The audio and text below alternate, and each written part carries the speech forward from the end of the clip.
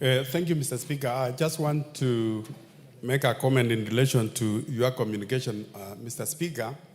I think as a House, Mr. Speaker, we need to relook into our laws because we have seen in some cases where some board of management of certain organizations doesn't require the vetting of Parliament.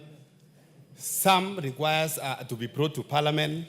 Mr. Speaker, in the Committee of Water, Irrigation and Blue Economy, which I chair, the chairman of KFIT, Kenya Fisheries and Marketing Authority, requires that we do a vetting and also bring a report before this House before his appointment.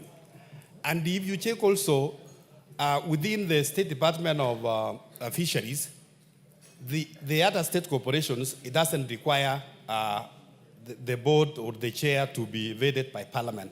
So, Mr. Speaker, what I'm just trying to say is that we need, as a Parliament, to align our laws and regulations so that we have a standardized legislation in terms of board appointments and also the chairs of the boards. Number two, Honorable Speaker, you will also check even the appointments of our CEOs. You will find, Honorable Speaker, there are some CEOs who have a 5-year tenure or even more, and at the same time, there are some CEOs who have a 3-year tenure in office. Mr. Speaker, there is need to have a standard legislation which governs whether they are the CEOs, our state corporations, and bodies. That's just an observation, Mr. Speaker. Your point. The correct avenue to take up what you are saying is the Kenya Law Reform Commission. Your own committee can tease out the parastatals under you, which ones require parliamentary approval, which one don't, and decide to harmonize the law. The majority leader seated here also has a duty to tease out all those, and I agree with you. There's absolutely no reason for one parastatal to have their board members approved by Parliament and others appointed without such a process, although it depends on what you really are looking for. Members of the board of Central Bank are definitely not equal to members of the board of National Water Towers. What they do is different, and its weight and importance to the country is different. So, majority leader is work for you. I just picked it as an example because the member who raised is a chairman of a committee that oversights water towers. Honorable members, before we go to the next order, allow me to acknowledge in the Speaker's Gallery, Bright Way Girls from Machakos Town, Machakos, Muhoroni Furaha School from Muhoroni, Kisumu, Mogun Primary from Nakuru West, Nakuru, and in the public gallery, St. Mark Valleyland from Oljororok, Nyandarua, Joy Elites Academy from Bureti in Kericho, Kapkun Primary from Baringo South, Baringo. On my behalf and on behalf of the House, we welcome the students, their teachers, and those accompanying them to the House of Parliament. Next order. Order number 4, petitions. Order number 5, papers. Majority Leader. Thank you, Honorable Speaker. I beg to lay the following papers on the table of the House today, Thursday, July 24th, 2025. 1, the annual report for the year 2023-2024 from the Office of the Control of Budget.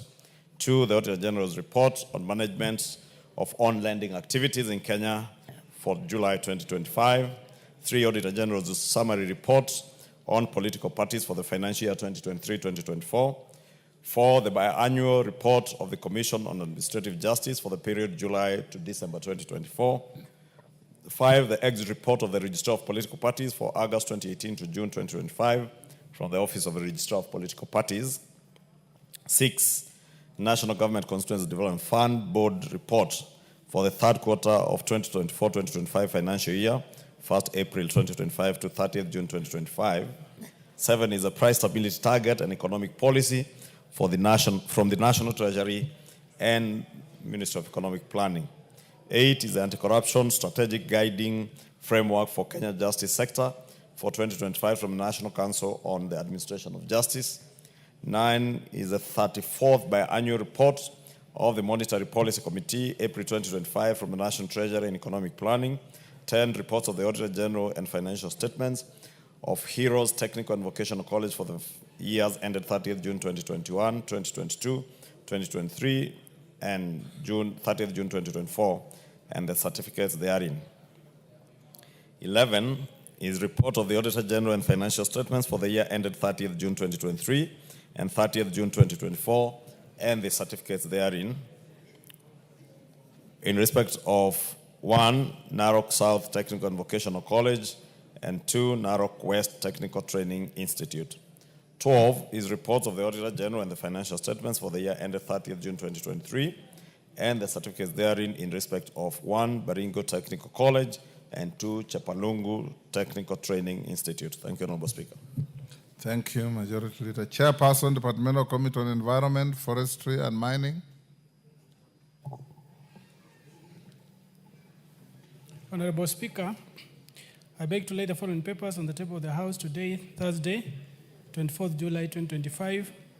Reports of the Departmental Committee on Environment, Forestry and Mining on its consideration of 1, the Environmental Professionals Institute of Kenya Bill, National Assembly Bill number 36 of 2024, and 2, the Metrology Bill, Senate Bill number 45 of 2023. Thank you, Chairperson, Committee on Delegated Legislation.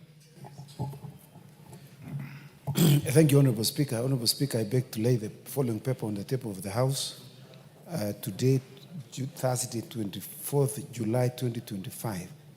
Report of the Committee on Delegated Legislation on its consideration of the Public Finance Management, Public Officers Medical Fund Regulations 2024, legal notice number 195 of 2024. I thank you, Mr. Speaker. Next order. Order number 6, notices of motion. Chairperson, Committee on Delegated Legislation. Thank you, Honorable Speaker. Honorable Speaker, I beg to give notice of the following motion. That this House adopts the report of the Committee on Delegated Legislation on its consideration of the Public Finance Management, Public Finance Medical Fund Regulation 2025 laid on the table of the House on Thursday, 24th July 2025, and pursuant to the provisions of Section 24, subsection 4 of the Public Finance Management Act, Cap 412A, this House approves the Public Finance Management Public Officers Medical Fund regulations published as legal notice number 195 of 2024. I thank you, Mr. Speaker. Thank you. Honorable members, before we go to order number 7, we can dispose of orders number 8, 9, and 10, which are just for questions to be put. Clerk. Order number 8, the Kenya Institute of Primate Research Bill, National Assembly Bill number 52 of 2024. Second reading, question to be put. Order, honorable members. Order, students in the gallery, you freeze where you are.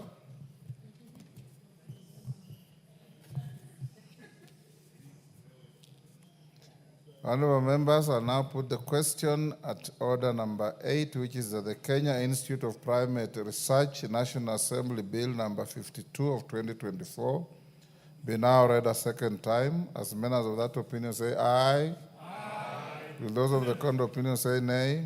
The ayes have it.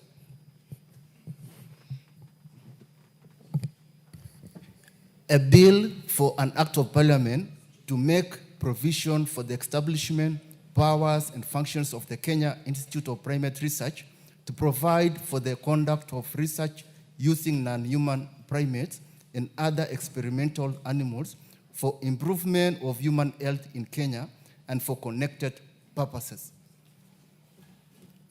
Next. Order number 9, the Election Offences Amendment number 2 Bill, Senate Bill number 28 of 2024. Second reading, question to be put.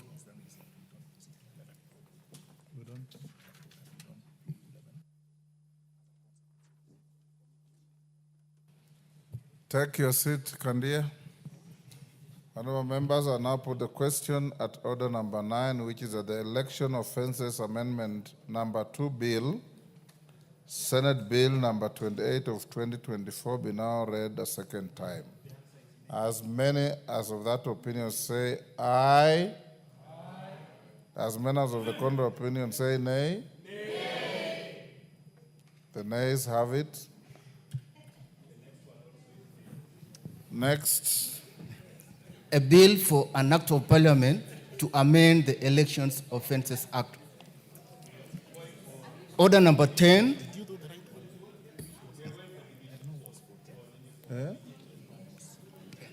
Order number 10, motion. Consideration of Senate amendments to the National Disaster Risk Management Bill, National Assembly Bill number 24 of 2023. Order members on their feet, take your seats. Honorable members, I now put the question at order number 10, which is that the Senate amendments to the National Disaster Risk Management National Assembly Bill number 24 of 2023 be now considered. As many as of that opinion say aye. As many as of the contrary opinion say nay. Nay. The nays have it.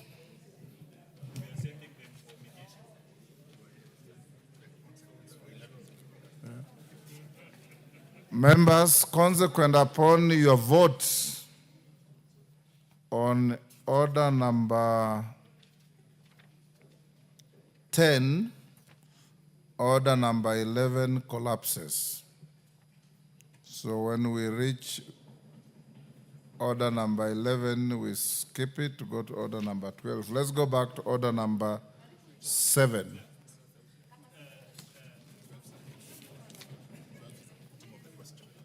Oh, sorry, call out order number 12 is also for putting a question. Order number 12, motion. Consideration of third report on the employment diversity audit in public institutions. Question to be put. Honorable members, I now put the question at order number 12, which is that this House adopts the third report of the Select Committee on National Cohesion and Equal Opportunity on the employment diversity audit in public institutions laid on the table of the House on Wednesday, 30th April 2025. As many as of that opinion say aye. Aye. Will those of the contrary opinion say nay? The ayes have it. We go back to order number 7. Order number 7, questions and statements. Shakil Shabir. Thank you, Mr. Speaker, sir. Mr. Speaker, sir, in accordance, pursuant to Standing Order number 44-2E, I wish to make a personal statement with regards to the remarks I made in Kindu Secondary School. Honorable Speaker, sir, on Friday, 11th of July, 2025, during a prayer meeting event at Kindu Secondary School, Kisumu East constituency, I made certain remarks that have since drawn public attention and concern, particularly from members of the teaching fraternity across the country. I acknowledge that the tone and general nature of my statement may have caused distress to many dedicated and hardworking teachers in our country. For this, I offer my sincere and unreserved apology. My words were never intended to attack or demean teachers concerned, nor the profession as a whole.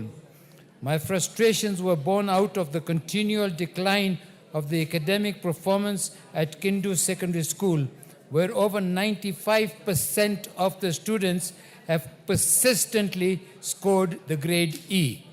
As a member of Parliament, I'm a firm believer in the transformative... Order, members. Can we hear the Honorable Shakil Shabir? Go on, Shakil. Thank you, Mr. Speaker. As a member of Parliament, I'm a firm believer in the transformative power of education, and this situation deeply troubles me. Honorable Speaker, it is sad to note that whereas the government is committed to supporting schools, there are teachers at work who at cross purposes. For instance, during the function and classroom time, more than 10 TSC teachers were absent without cause.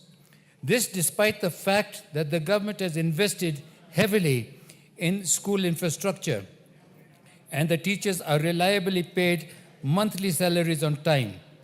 My intention of the remarks was to call out the small number of individuals whose continued negligence is sabotaging our children's future and tarnishing the good name of the teaching profession.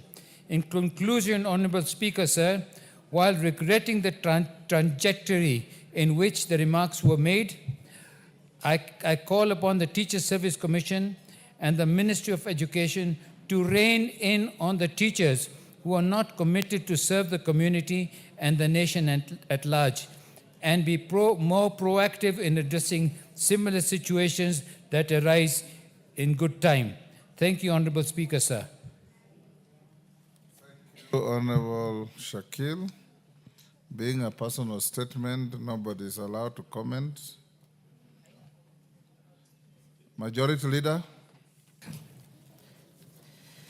Thank you, Honorable Speaker. Pursuant to the provisions of Standing Order 44.2a, I rise to give the following statement on behalf of the House Business Committee, which met on Tuesday, 22nd July 2025, to prioritize business for consideration during the week. Honorable Speaker, allow me to first officially welcome members back from the short recess, and I hope that we are all invigorated and ready to perform our roles in what promises to be a very busy part of the fourth session. I further urge committees with priority business pending before them to expedite consideration and submission of reports to the House so as to enable the conclusion by the House within the set timelines.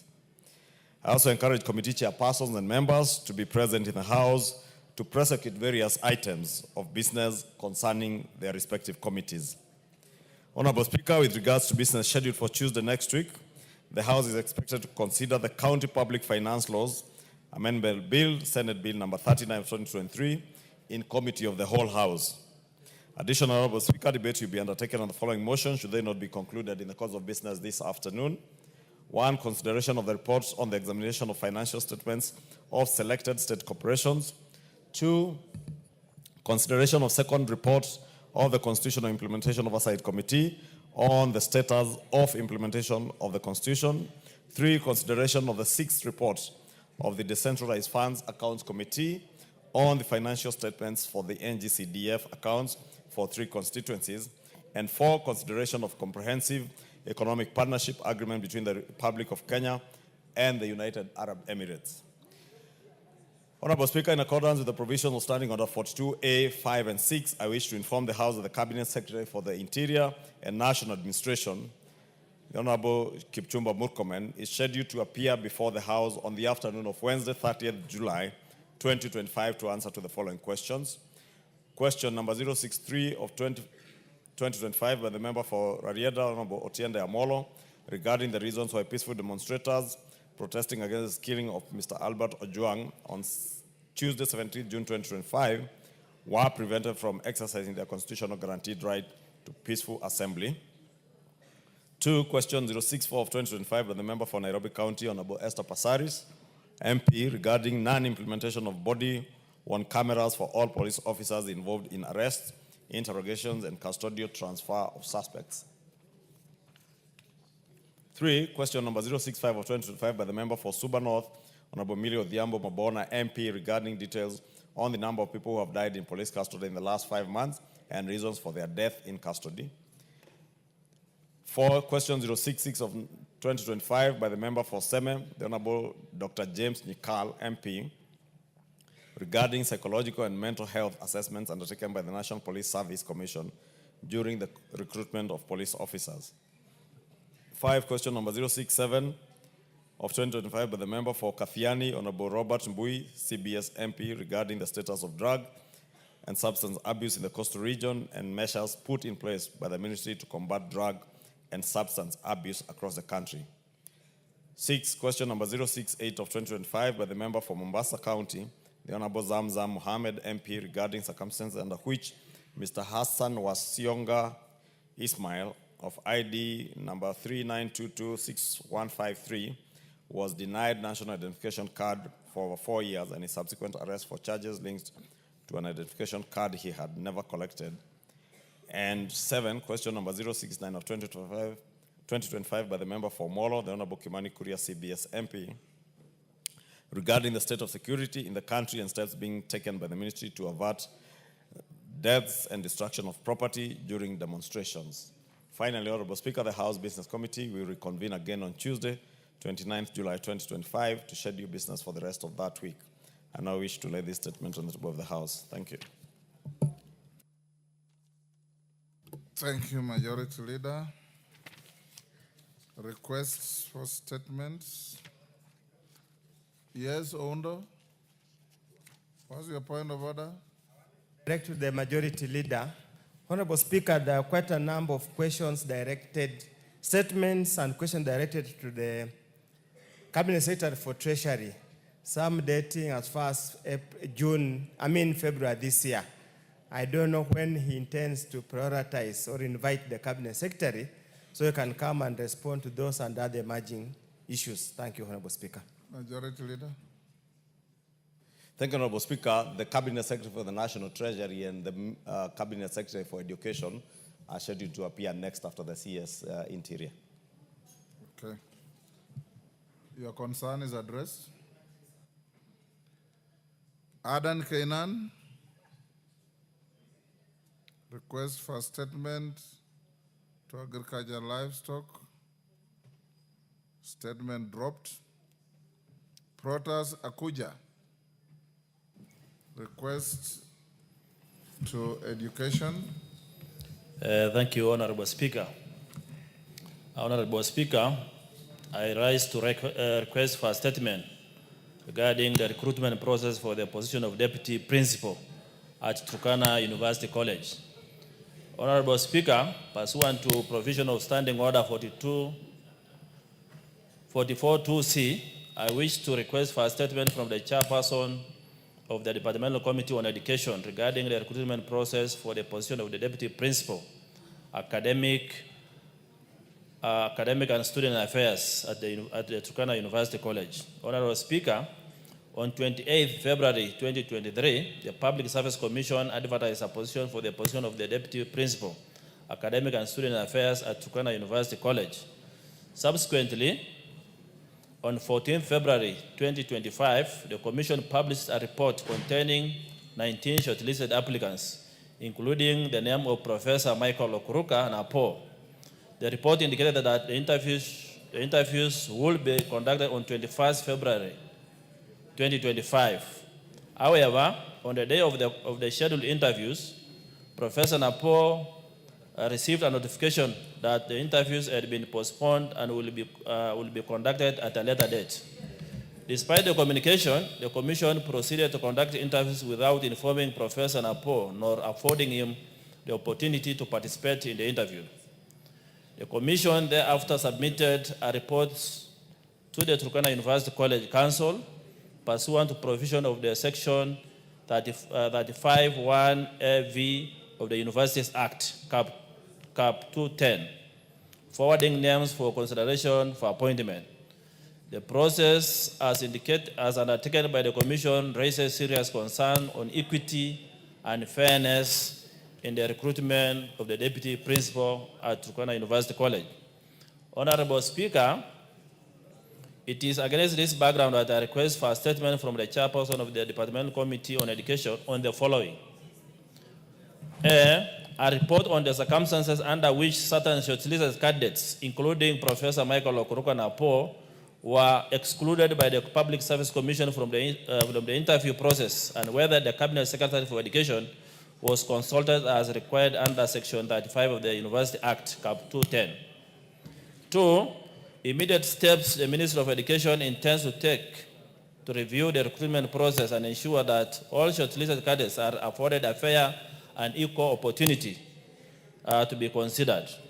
And 3, measures put in place to ensure that future recruitment process within public institutions of higher learning uphold the values and principles of public service as enshrined in the Constitution. Thank you, Honorable Speaker.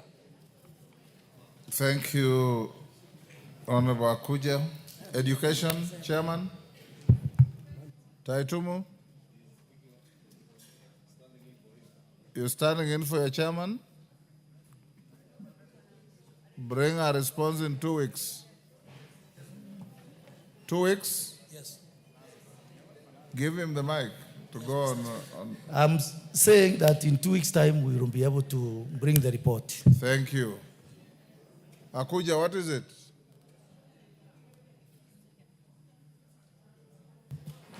Thank you, Honorable Chair. Honorable Chair. Which chair? Honorable Speaker. Sorry. Honorable Speaker.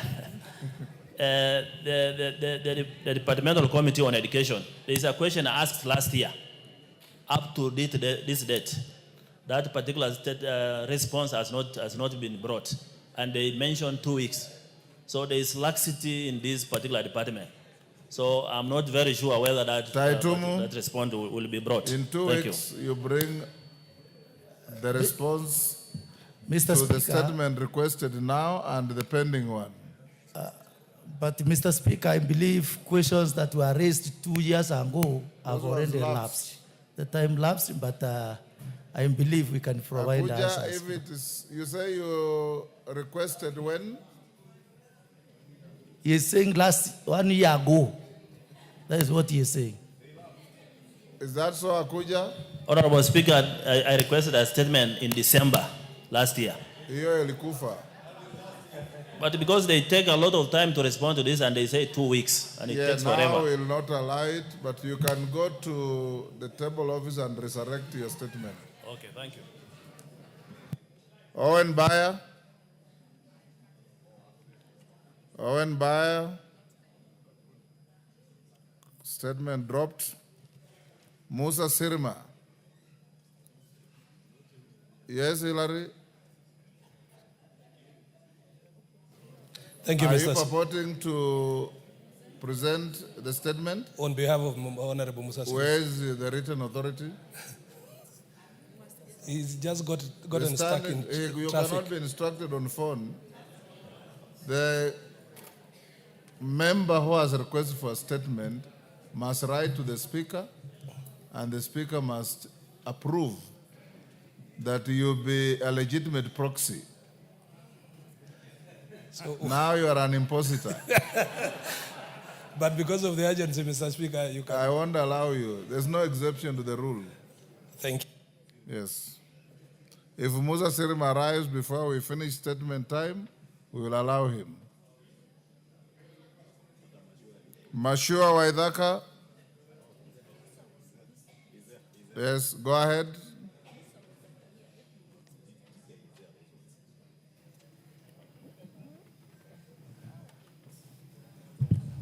Go ahead. Thank you, Honorable Speaker. Honorable Speaker, pursuant to the provisions of Standing Order 44-2C, I wish to request for a statement from the chairperson of the Departmental Committee on Transport and Infrastructure regarding the impact of the recent rise in global oil prices on road construction projects across the country.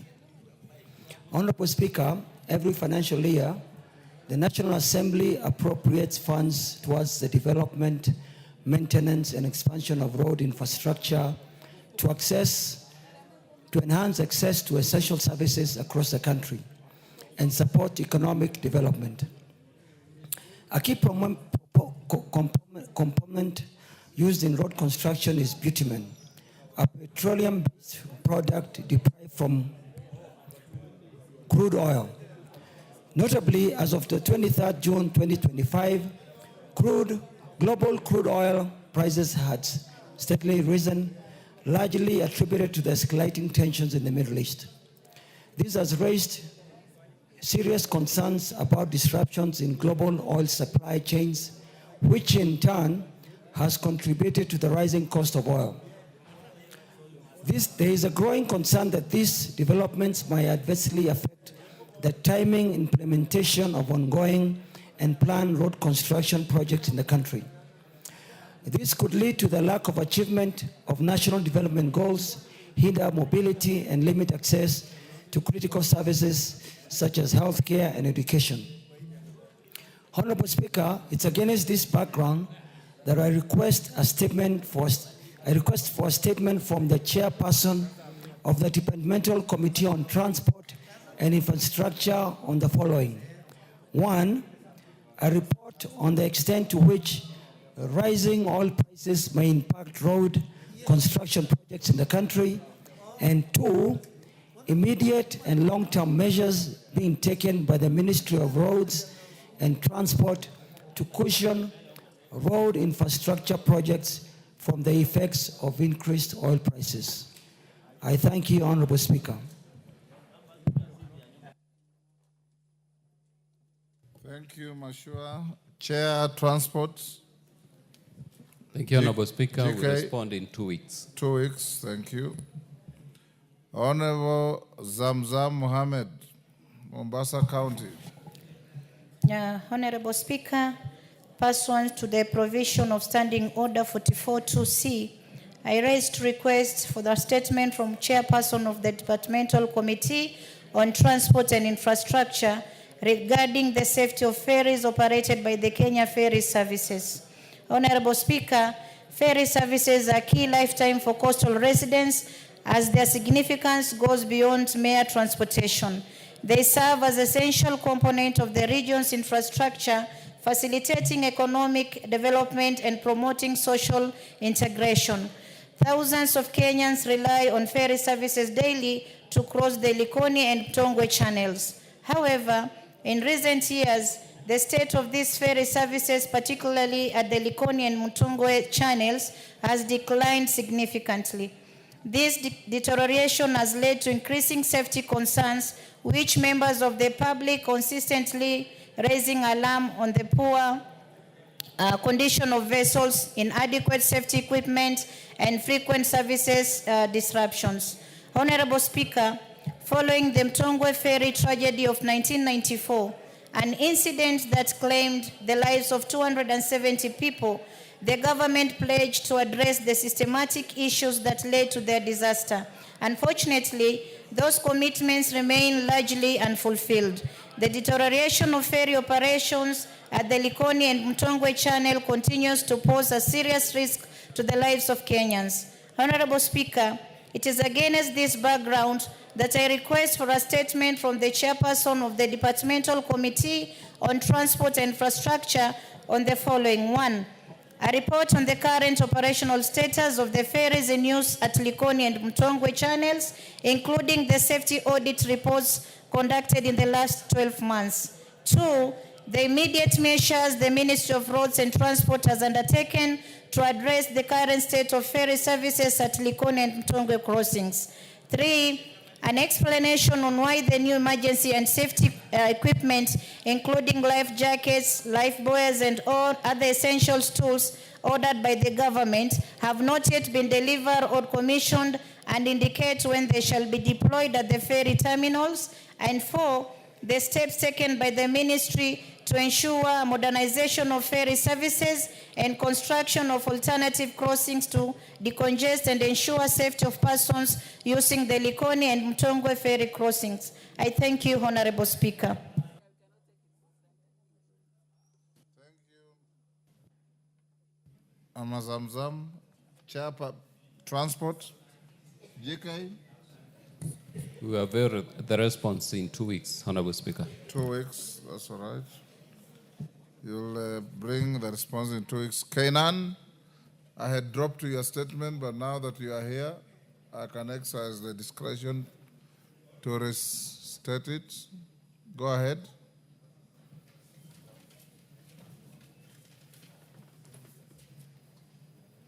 Speaker, thank you so much. The order paper was a bit misleading. It talks of Tuesday, but thank you so much, Mr. Speaker. Mr. Speaker, I used to request for a statement An regarding... apology is desirable. When I called you out, you are not here. Okay, thank you, Mr. Speaker. Request for a statement regarding... An apology is desirable. I said thank you, Mr. Speaker. I apologize for coming late. Yes, good. Request for a statement regarding the rehabilitation and development of hardened grounds and migratory routes in pastoral regions of northern Kenya, Mr. Speaker.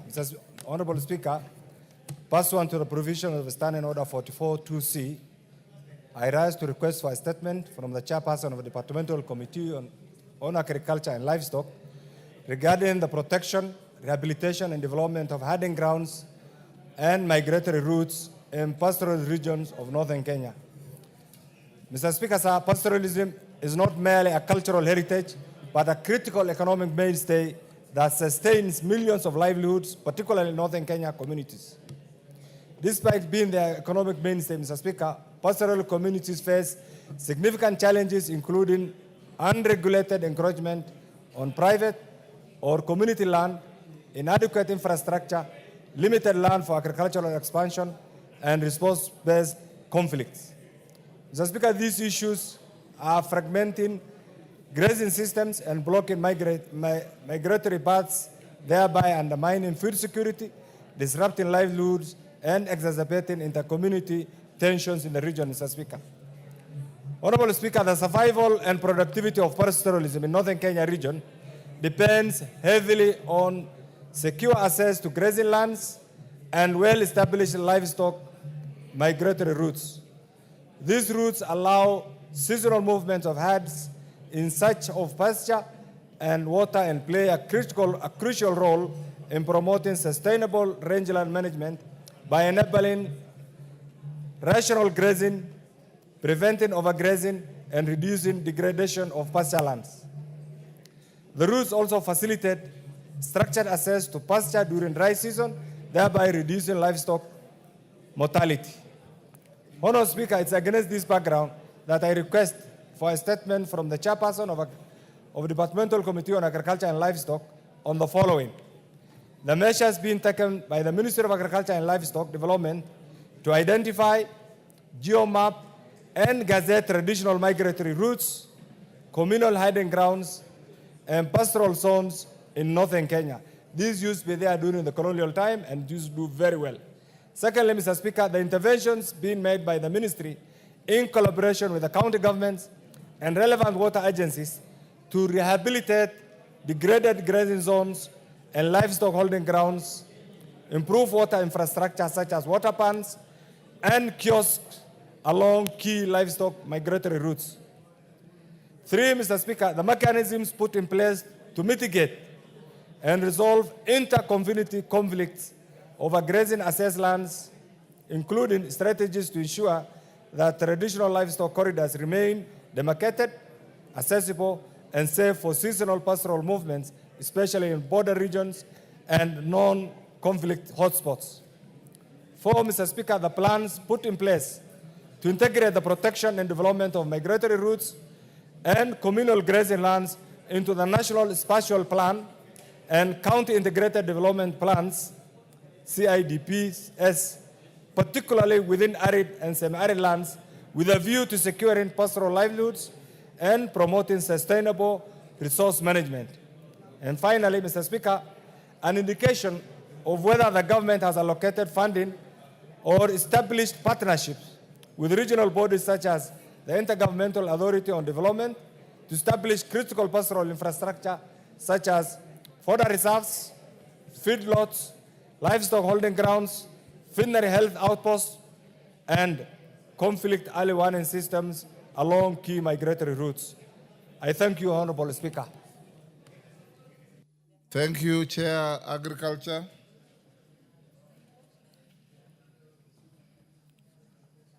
Any member? Ferdinand Wanyonyi. I promise that we get into this the next 2 weeks. 2 weeks. Thank Yes, you. Mr. Speaker. Because the committee is actually in 2 weeks, right. Okay, good. Is Owen Bayer in the house now? No. Musa Sirma? No. We go to requests. Richard Yagon.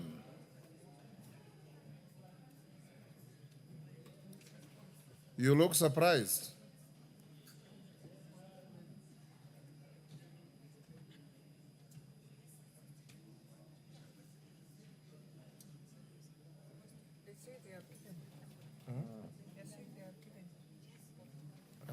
Ask this. Yagon, you are not ready? Oh, it's a response, not a request. Chair, Administration and Internal Security.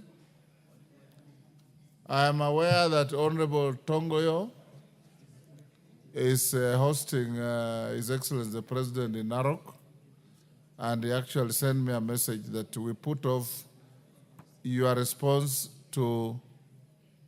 Oh yes, he said Honorable Kapondi Yes, will be responding on his behalf. You are a member of the committee.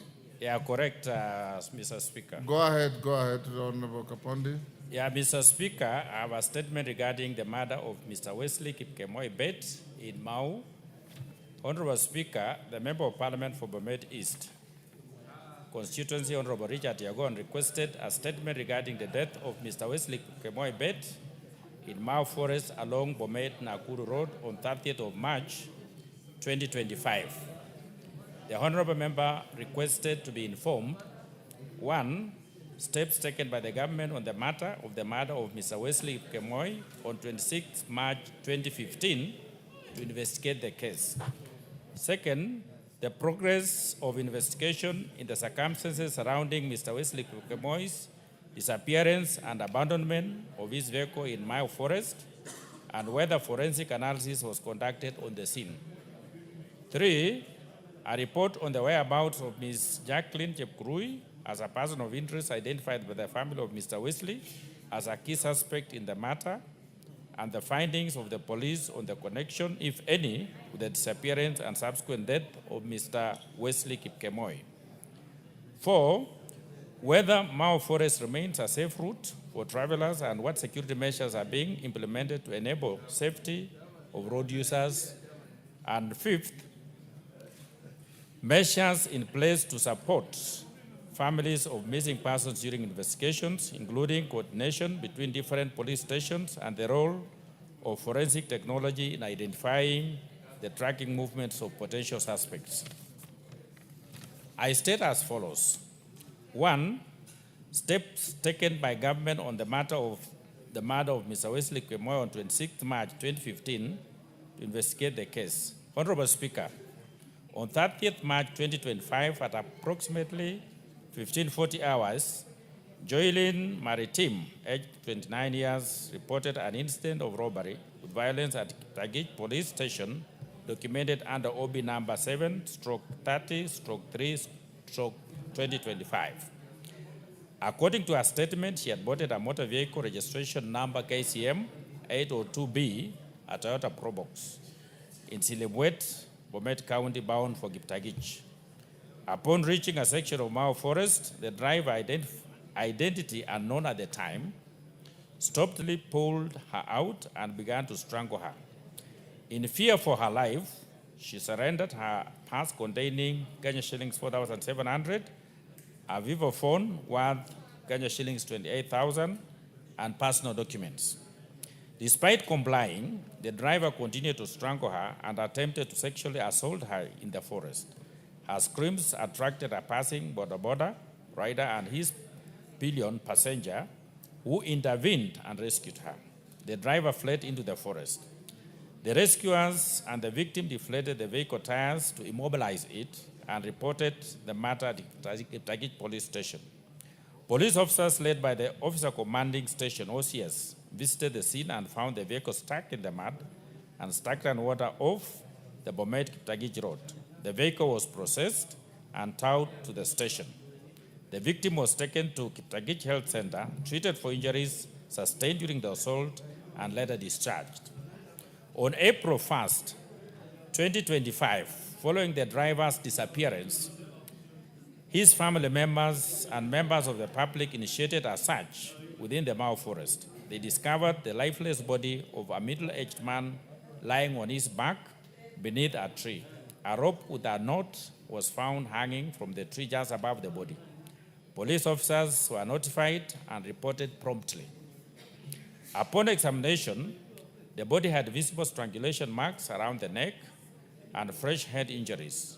A Huduma card found at the scene identified the deceased as Wesley Kipkemoi Bet. The family confirmed the identity.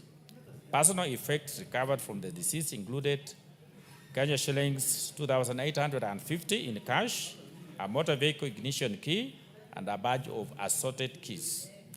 The scene was documented and processed. The body was moved to Longisa Sub-County Hospital morgue, where post-mortem examination established the cause of death as asphyxiation due to strangulation. Preliminary investigation were conducted by Kiptagich Police Station, and the case file was forwarded to the Directorate of Criminal Investigation, DCI, Narok North Sub-County. 2, the progress of investigation into the circumstances surrounding Mr. Wesley Kipkemoi's disappearance and abandonment of his vehicle in Mau Forest, and whether forensic analysis was conducted on the scenes. Honorable Speaker, following the incident, the crime scene was processed and documented by the crime scene investigation team, and investigation immediately commenced via an inquiry file number 10/2025. Statements were recorded from several key witnesses and individuals connected to the case. The case remains pending under active investigation with no breakthrough made so far. The Directorate of Homicide is currently handling it. Third, a report on the whereabouts of Ms. Jacqueline Chepkurui, a person of interest identified by the family of Mr. Wesley as a key suspect in the matter, and the findings of the police on the connection, if any, with the disappearance and subsequent death of Wesley Kipkemoi. Honorable Speaker, it is important to clarify that the initial complainant in this case is Ms. Joylyn Maritim and not Ms. Jacqueline Chepkurui, as indicated in the reference parliamentary question. Given the circumstances surrounding the events of that day, Ms. Joylyn Maritim is considered a person of interest in the ongoing investigations. However, she has been fully cooperative with the investigators and remains available whenever required. Statements have been recorded from all key individuals, including Ms. Joylyn Maritim, the first respondent at the scene, family members of the deceased, and the police officers involved. The post-mortem examination confirmed that the case of death was asphyxiation due to strangulation. The body was discovered under a tree with a rope fashioned from tree bark hanging above, suggesting a possible suicide by hanging. Fifth, whether Mau Forest remains a safe route for travelers and what security measures are being implemented to ensure the safety of the road users. Honorable Speaker, in light of the reported incident and assorted security concerns, concerted efforts have been made to enhance the safety of Mau Forest as a travel corridor. Recognized as a vital link between Bomet and Narok counties, the route now enjoys increased police patrols aimed at deterring criminal activities and improving surveillance. Through coordinated efforts between the police and local communities, significant progress has been made in bolstering the security of road users. The following security measures are being implemented to ensure the safety of road users. A, patrols and spot checks have been intensified by officers from Kiptagich Police Station and Narok North Sub-County, particularly in areas identified as vulnerable. B, police checkpoints have been established along forested sections to monitor vehicles' movement, deter criminal activity, and facilitate the inspection of public and private transport. C, collaborative efforts have been strengthened between the police and local stakeholders, including border operators, community leaders, and residents to promote timely sharing of security-related information. D, public transport operators within that transport corridor have been sensitized to report suspicious individuals or behavior and are encouraged to affiliate with registered circles to enhance accountability and prevent infiltration by criminal elements. Travel advisories have been issued to warn the public against late-night travel through the forest areas. Passengers strongly advised to journey in groups and during daylight hours for added safety. Fifth, Mr. Speaker, measures in place to support families of missing persons during investigation, including coordination between different police stations and role of forensic technology in identifying the tracking movements of potential suspects. Honorable Speaker, upon booking of a formal missing person report by relatives or other concerned parties of the victim, the police immediately draft a signal containing the description and relevant details of the missing individual, which is circulated to all police stations and formations across the country to facilitate a thorough and coordinated search. Further, the police analyze the individual's communication history by obtaining call data records from the respective mobile service providers. This information helps determine persons' last known location and identify individuals they last communicated with, providing crucial leads for the investigation. Throughout the process, the family is kept informed at every stage, ensuring transparency and support as efforts to locate the loved one continue.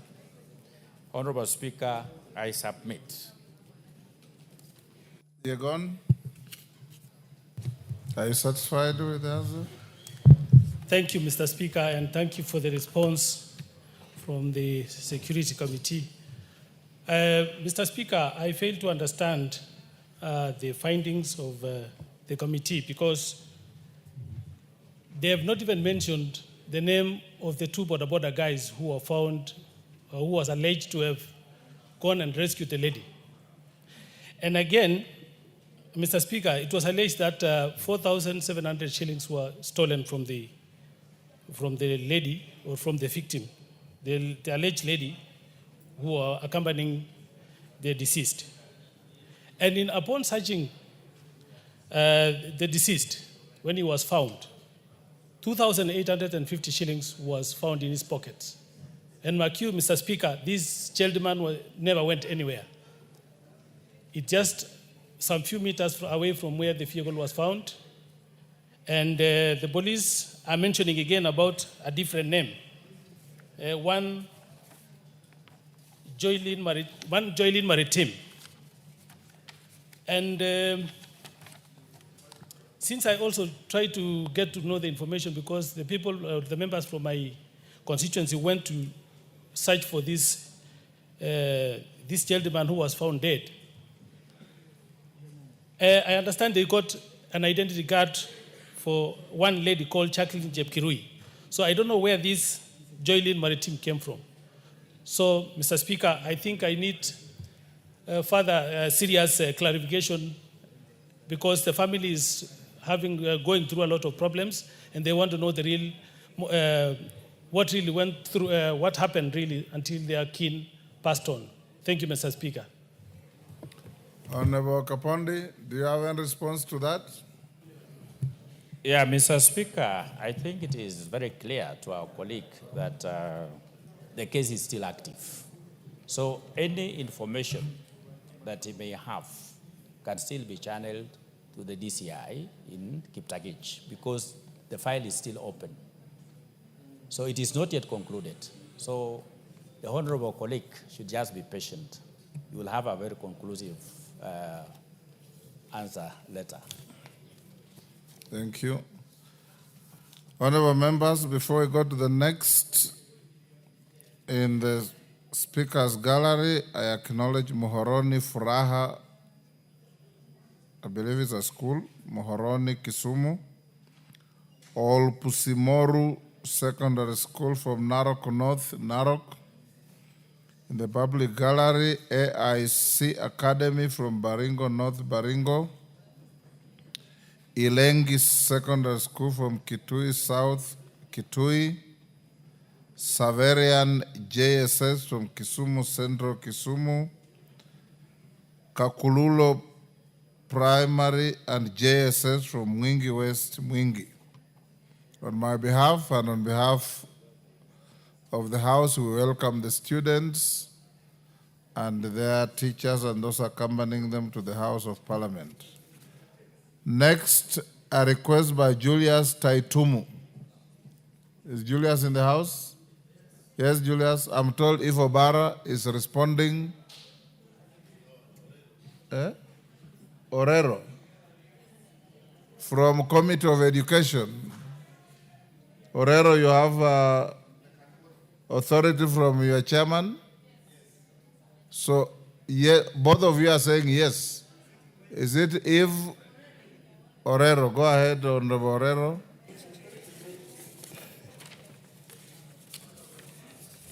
Thank you, Mr. Speaker.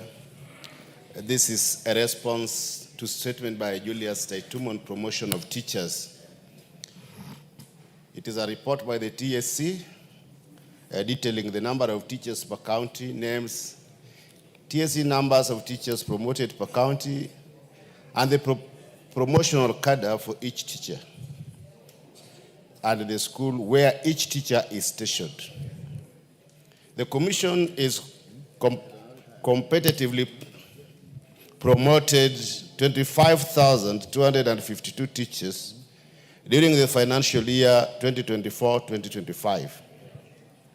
Now, the promotion exercise was guided by the principles of public service under Article 232 of the Constitution and in consideration of, among others, equity and inclusivity and the available vacancy per grade. Now, the data for the 25,252 promoted teachers per county is shown under Appendix 3A and B, which is at the back of this paper. Appendix 4 highlights the names and TSC numbers of teachers promoted each county, the position of the cadres to which the teachers were promoted, and the school where each teacher is stationed. 2, an explanation of the criteria used in the promotion, including the basis for distribution across schools per constituency and per county, and any affirmative action considerations. Now, in a bid to ensure that promotions are based on merit, the Commission has established a standardized scoring system used to objectively assess candidates during promotion interviews, and the scoring criteria includes 1, acting institutional administrators. Now, special marks are allocated to teachers who took on acting roles or performed administrative duties, such as principals, head teachers, deputy principals, and deputy head teachers' positions, etc. However, the duration of time spent in these acting roles significantly influenced the allocation of marks. Now, teachers who have acted for a longer period perceive or receive more marks compared to those who have served for shorter duration. Now, this aims at acknowledging the level of responsibility handled by teachers during their acting tenure. Now, 2, teacher stagnation. Now, those teachers who have stayed in one grade for a longer duration earn higher scores compared to those who have shorter period in their current grade. Now, the criterion aims to recognize and reward teachers who have demonstrated commitment and dedication by the remaining in the same grade for an extended period. Now, 3, rating on teachers' performance appraisal and development, popularly known as the TPAD. Now, teachers with higher scores on TPAD receive higher overall scores in the promotion evaluation. Now, this criterion aims to ensure that teachers who consistently excel receive appropriate recognition and rewards for their efforts. 4, the age of the teachers. Now, teachers in the age bracket score higher compared to those in younger age group. A tiered approach is employed to differentiate scores based on age ranges. For instance, now teachers who are 50 to 54 years could receive lower marks compared to those aged 55 and above, but higher scores compared to teachers in the age of 45 to 49 years of age group. Now, this approach acknowledges the value of experience and maturity in teaching, recognizing the contributions of senior teachers. Now, 5, involvement in games, drama, and music. The criteria is based on involvement in games, sports, drama, and music. This involves assessing teachers' achievements and contribution in the co-curricular activities at different levels of competition. Now, teachers who have guided learners to the international level of games, sports, or music competitions are normally scored highly compared to those who guided the learners to succeed at national level competition. Now, 5, Mr. Speaker, the distribution of promotion vacancy is based on existing vacancy at a different level. Now, pursuant to Article 56 of the Constitution and in an effort to enhance inclusivity, the Commission leverages on the following affirmative action measures. Now, these are, Mr. Speaker, 1, gender representation in school administration. Now, the Commission endeavors to post female teachers to head girls' schools so as to act as role models and provide leadership that aligns with the unique needs of female learners. Now, further to this, the Commission strives to maintain gender balance in posting of heads of institutions for mixed school. Now, 8, affirmative action for persons with disabilities, that is PWDs. The Commission has implemented its policies directive to achieve at least 5% representation of teachers with disabilities in every promotional circle, ensuring compliance with national disability inclusion frameworks. Now, to this end, the Commission promoted 1,275 PWDs teachers, translating to 5.049% of the total teachers promoted in the year 2024-2025. Now, the other factor is progressive promotion in ASL and hard to staff areas. Now, pursuant to the provision of Clause 9.3 of the 2021-2025 CBA, the Commission progressively promotes teachers in ASL and hard staff areas holding administrative position until they attain grades that are commensurate to their respective position. Now, the other question, Mr. Speaker, was about measures put in place by the Teachers Service Commission to ensure future recruitment and promotion exercise uphold the values and principles of public service as enshrined in the Constitution. In discharging its mandate, the Commission endeavors to apply the values and principles of public service enumerated under Article 232 of the Constitution. Mr. Speaker, sir, specifically in recruitment and promotion of teachers, the Commission has put in place the following strategies to ensure the process is transparent, fair, predictable, where applicable. 1, alignment with legal and regulatory frameworks. The recruitment and promotion process strictly adheres to Code of Regulation of Teachers, the Career Progression Guidelines, and the Policy on Selection of Appointment of Institutional Administrators. The scoring criterion aligns with Regulation 73 of Code by scoring teachers on performance, seniority, and experience, academic qualification, merit, among others. Madam Speaker, further in line with Clause 9.3 of 2021-2025 CBA, the Commission promotes teachers in ASL and hard staff areas on affirmative action. Now, the alignment to legal and regulatory frameworks provides the foundation for fair, transparent, and predictable recruitment on promotion practices. 2, Madam Speaker, automation of teacher recruitment and promotion process through teachers' online system. Now, this digitized system will provide a platform for online application for advertised promotion vacancies, shortlisting, and notification of the interview outcome and generation of promotion letters.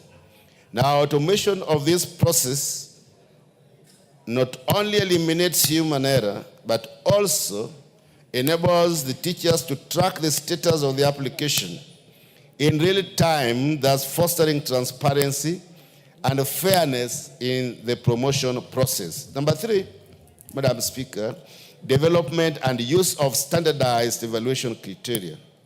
Now, the Commission has developed a standardized scoring criterion used during interviews to assess candidates objectively. Now, this criterion encompassed various factors as performance appraisal, institutional leadership, experience, age, and contribution onto academic excellence.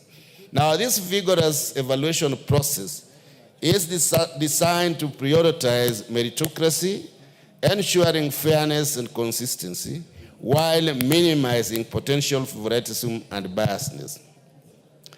Madam Speaker, the fourth one is publication of vacancies and results. Now, vacancy announcements are publicly advertised through the print media and the TSE website, ensuring transparency and enabling wider dissemination of information. Now, the advertisement specifies specific advert requirement, ensuring that teachers fully understand the qualification and the timelines required. Madam Speaker, additionally, the Commission publishes the list of all successful applicants on its website to enhance transparency in the recruitment and promotion process. 5, common cadre promotion. The Commission has established predictable promotion policy that provides for the automatic progression.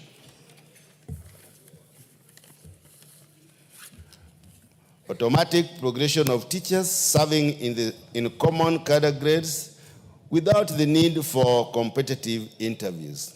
Now, this policy applies to the following categories. That is the P1 holders, that is teachers appointed to grade B5 and eligible for automatic promotion in grade C1 after serving a minimum of 3 years, subject to satisfactory performance. 2, diploma certificate holders, teachers serving in grade C1, are eligible for automatic promotion to C2 upon completion of 3 years of service, subject to satisfactory. Now, lastly, the bachelor's degree holders, teachers serving in grade C2, qualify for automatic promotion in C3 after 3 years service, subject to performance. Madam Speaker, I submit. Thank you.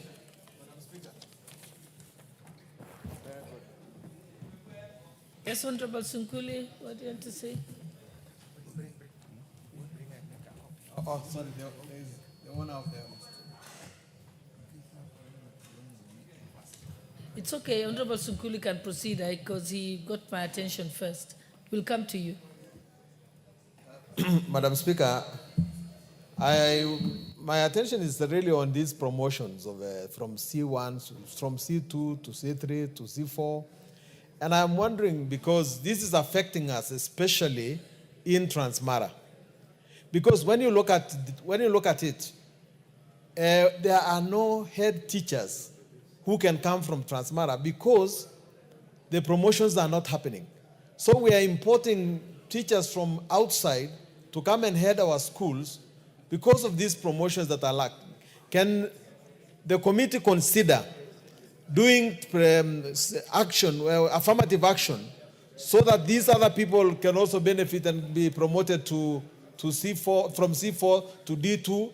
Because if you look at it, the most qualified teachers now are in C4. It will take them 12 years to reach D3 to be able to be promoted to be head teachers. This is an issue that we need to address seriously. Member for Igembe North, he has enriched your question. Thank you, Madam Speaker. What the member has given us is just scholarly and theoretical argument, because if you look at the folder behind, there are no names of the teachers promoted in various cadre. But I want to believe, since question number 3, you have said that in the future, you will adhere to the principles that are set during interviews. I may indulge you, but the answers are superficial. They does not contain what the questions are required.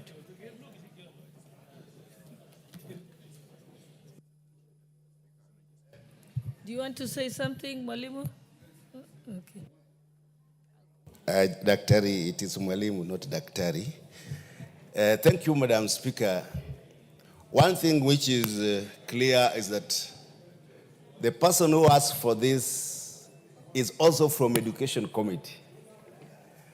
And he knows how far this has gone. So he's at variance with this question because this question was before the Teachers Service Commission, was called again in our committee to give the details of the names and the places and the grades also that these teachers have, and it brought to a stop this question because the committee was satisfied with the answers from the Ministry of Education. But I promise that as we go back, we'll ask the ministry to again go into details and give the names as my colleague is asking. So I hope that as we move with him again in the committee, we will be together to remind the ministry to bring it forth. Thank you, Madam Speaker. Honorable Milama, what is your point of order? Honorable Speaker, I'm so disappointed with my colleague Mwali Morero and also the questionnaire or the seeker of the statement. Because the promotion issue was a very thorough issue, and even the trade unions asked for the list of those who were promoted. And when the Honorable did ask the question, I was in this house and I was very happy and proud that finally the list will be seen, because Parliament is the place where, and through the Committee of Education, where we can get the lists. Because teachers did not believe in what they were seeing. In your statement, you seem to indicate that the list is attached at the back. For only, Honorable Member, to indicate that there's no list, and after your answer, you seem to say that you had agreed outside the circles of Parliament that the list is not necessary, and all of you agreed that there's no need for the list, which we were waiting for, courtesy of your committee as the Committee of Education, because we were equally relying on you. So therefore, Honorable Speaker, I would want to kindly ask you that you order the Committee of Education, which has been doing very well on issues of education matters, including these promotions, because I know the bit they did to try and fish out the fake promotions that were there, that they bring the list not for the sake of their committee, but for all Kenyans and the teachers of Kenya. Thank you, Honorable Speaker. Okay, I'll give you one last chance to respond. Thank you, Madam Speaker. I think my colleague Omboko Mulemba, who is also a long-serving educationist and still the chair of KUPPET in this country, knows very well that he has taken me out of context. We did not say, and I never said that we sat separately somewhere. Not really. I said that as Education Committee, we insisted on this, and we sent the Teacher Service Commission to go and get the list for those who are promoted. We even revoked those who were promoted within the 3 years. So I say that as Education Committee, we will be able to ask for this list and table it here in Parliament. Thank you, Madam Speaker. So therefore, to conclude this matter, then you should go the way of getting the list. We can move to the next question. The next statement to be responded to. The request was made by Honorable Mashua Wathaka of Kiambu. And I think Sports and Culture Chairperson told me that there is someone from the committee that's answering on his behalf. Who is it? You may proceed. Thank you, Madam Speaker. I just want to respond to a statement pursuant to National Assembly Standing Order number 44-2C in reference of a letter made to us as a committee. I'm responding this on behalf of our chairman, Honorable Dan Wanyama. My name is Honorable Mule, a member of Sports Culture Committee. Madam Speaker, we got a response. Honorable Mule, just allow me to recognize 3 schools. Then when you finish your response, you can welcome the schools before they end up leaving. In fact, 4 of them, because we realize today there's a big group and some are leaving before we recognize them. Okay. So I'd like to recognize the following schools which are seated in the public gallery. Itibo Boys Primary School from Kitutu Chache constituency in Kisii County. Sagero Baraton School from Chesumei constituency, Nandi County. St. Martin's Matu School from Matungulu constituency, Machakos County.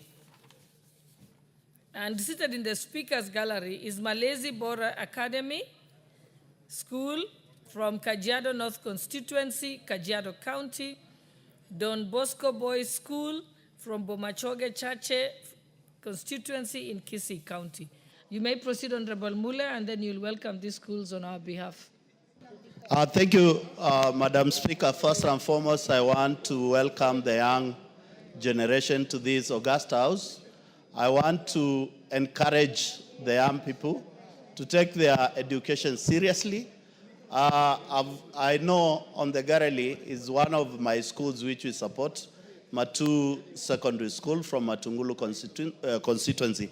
On behalf of all the members in the August House, we welcome you to this house to follow up the proceedings. Thank you, Madam Speaker. I just want to proceed with the response as we received it from the ministry regarding the letter which was done to us by one Michael Karaga. Honorable Speaker and distinguished members of this House, it was a pleasure by the departmental committee to receive a letter regarding the sponsorship of Michael Kingara, a top amateur golfer, as the letter was dated 11th June 2025. Introduction: Michael Kingara is a 30-year-old Kenyan golfer amateur, has distinguished himself on the international stage through consistent performance and dedication. He is ranked 64th position in the world amateur golfing ranking. He is ranked number 3 in Africa continent, and is the second ranked secondly nationally in Kenya. Michael explained Mr. Michael, a Kenyan talented and resilient in sports of golf, with an impressive handicap of plus 2.5, which underscores his skill as a top amateur golfer globally. Michael developed a passion for golf at an early stage, and which I want to encourage quite a number of young people also to follow the steps of Michael. His relentless pursuit of his excellence has seen him participate in numerous national and international tournaments, steadily climbing the ranks and gaining recognition both locally and abroad. Madam Speaker, recent performance and financial recognition for Michael won 13 out of 28 events in the national calendar, making him the best ranking amateur in Kenya in 2024. His dominance in the national amateur scene highlights his constant skill and dedication. He was sponsored with the Sports Persons of the Year in the Sawyer Award 2024, recognizing his outstanding contribution to Kenya sports and his exceptional performance in the tournament. He has participated in the British Amateur Open 2023-2024, Ghana Open, Egypt Open, Rwanda Open, International Paris, internationally in Paris, in Portugal, Africa Region Tournament, Victoria Cup, and the All-African Golf Team Championship. His participation to the tournament was supported by the Kenya Golf Federation, KGF. Michael benefited significantly from the Kenya Amateur Golf Championship Series organized by the Kenya Golf Federation, KGF, earning over 1.4 million Kenya shillings in 2024. In 2025, he has accumulated close to 0.5 million. This earnings reflects his growth success and the Federation commitment to recognize and rewarding talents in the line of Talenta Ella initiative, which aims to provide platform for the talent recognition and development. 1. Plans in place by the Ministry of Youth and Creative Economy and Sports to sponsor Michael, noting that he has consistently performed well and he has potential to represent the country on global scale. The response from the ministry is that the Sports Act 2013 and Sports Registrar Regulation 2016 requires that professional sports personnel register with the sports registrar. In addition, the Public Finance Management Regulation 2018, Sports Act, Sports Arts and Social Development Fund requires registration of professional sportsmen or persons seeking support from the sports funds, which is Sports Arts and Social Development Fund. Madam Speaker, the ministry, in partnership with other corporates through the Kenya Golf Open and Kenya Ladies Open annually, national teams selected by the Federation to represent the country in major series and tournaments are also supported.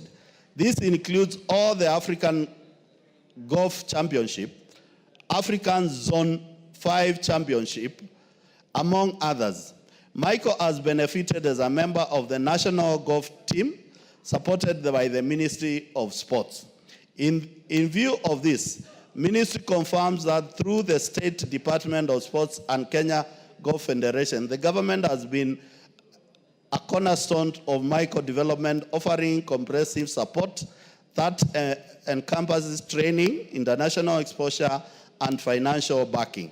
This support has contributed to his impressive ANCAP of 2.5, making him one of the top amateur golf player globally. 2, a report by the ministry on the sports person currently being sponsored by the government, including the specific sports they played in and the criteria used by the government to sponsor sportsmen. The ministry works closely with 138 national federations responsible for the development of their respective sports. This federation addresses the sporting requirement of sportsmen at the individual level, club, team, technical personnel, and county association level. The ministry has a criteria for funding that guided federation in their application for the support. The sports federations are aware of these guidelines and are required fully comply to the consideration. In the financial year 2023-2025, the ministry sponsored 43 national teams to represent Kenya in international events. Additionally, 11 events were hosted in the country. These sportsmen, which include men and female, and people living with disabilities, are drawn from a diverse section of the sporting disciplines within the country.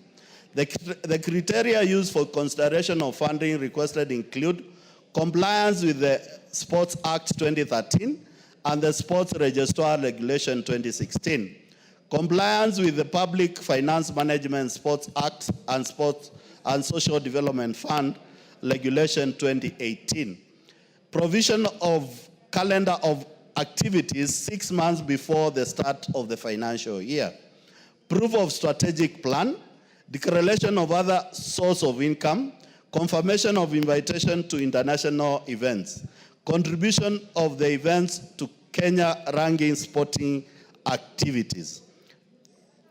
The second query to the ministry, the ministry's measures, the